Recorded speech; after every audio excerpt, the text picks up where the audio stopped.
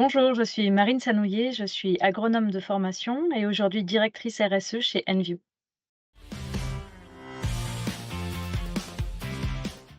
Enview est une entreprise américaine. On est spécialisé dans la protection des environnements, ceux où les gens vivent et travaillent. Donc, par exemple, la lutte contre les moustiques, les nuisibles vecteurs de maladies, des activités également autour de la protection des espaces de forêt et de restauration de la biodiversité. On a un actionnariat de type private equity et on est 850 salariés dans 52 pays. La RSE, c'est clé, dans la mesure de l'impact, parce que ça nous permet de créer une valeur extra-financière, mais également financière. C'est un des critères majeurs de performance de notre entreprise. Je rapporte à notre CEO.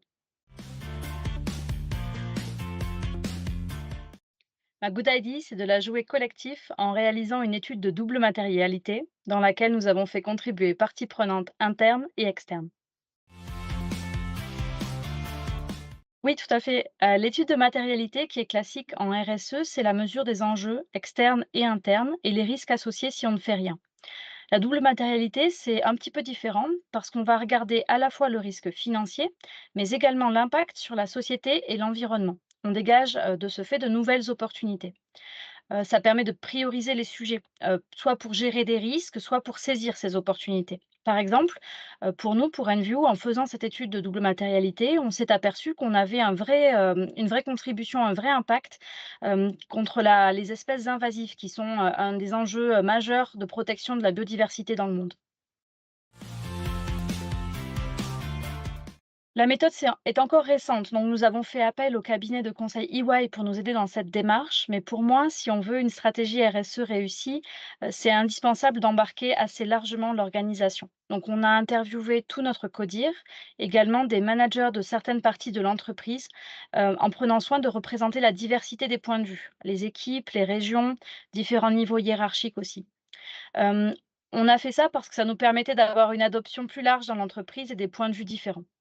On a proposé également aux collaborateurs internes d'assister à des interviews de parties prenantes externes.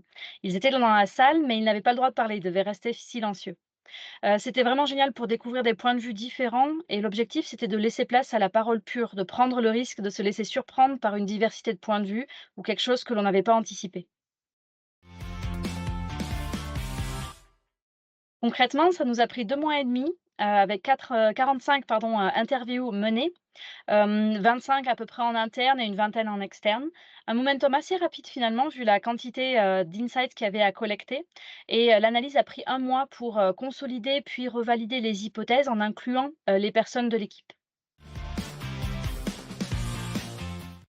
Oui, je pense qu'il faut faire attention à la façon dont on présente cette démarche. La tendance, ça peut être de dire, «Faut que je fasse une étude de double matérialité, parce que la CSRD, arrive en Europe» et je pense qu'il faut plutôt l'amener en disant que l'on veut comprendre les besoins des parties prenantes pour bien y répondre, que c'est une démarche d'écoute, de priorisation qui va être basée sur des faits. Ce n'est pas ma roadmap, la roadmap de Marine, c'est celle qui est basée sur le point de vue, externe et interne et une méthode de priorisation des sujets en fonction de leur impact, financier et non financier. Je pense qu'il ne faut pas sous-estimer le temps que cela prend d'embarquer les personnes, d'expliquer le pourquoi, d'organiser les interviews. Il me semble aussi essentiel de bien expliquer au niveau des managers pourquoi on fait ça, afin qu'ils aident à identifier les bonnes personnes à interviewer, notamment en externe. Les collaborateurs de l'entreprise connaissent les parties prenantes les plus signifiantes ou celles qui ont vraiment quelque chose d'intéressant à dire. Pour moi, enfin, je pense que je venais, du marketing, sur la zone Moyen-Orient-Afrique et comme tout le monde, j'avais forcément des biais. J'avais une vision du monde qui était, différente de celle de certains collaborateurs et en faisant ces interviews en silence, j'ai également, moi aussi, mieux compris les différences régionales et évité l'écueil, de la roadmap un peu trop personnelle ou qui serait basée sur, mon expérience à moi. Déjà, je pense que le premier impact, c'est la mise en mouvement dans les équipes, une réelle émulation, une compréhension des sujets, ESG, RSE, beaucoup plus large. Et nous sommes arrivés à un consensus au dernier workshop qui paraissait cohérent à toutes les parties prenantes. Ça, c'était un sacré défi parce qu'on partait de visions assez différentes de ce qu'est la RSE pour Enview et quels étaient les sujets, finalement prioritaires. On sentait que le passage à l'action était possible, et déjà nous avons 4 premières initiatives en cours. La sélection des fournisseurs, les risques climatiques de nos différents sites de par le monde qui sont en cours d'étude, et également un plan stratégique produit qui intègre les opportunités issues de la double matérialité, comme celles sur les espèces invasives que je vous évoquais plus tôt.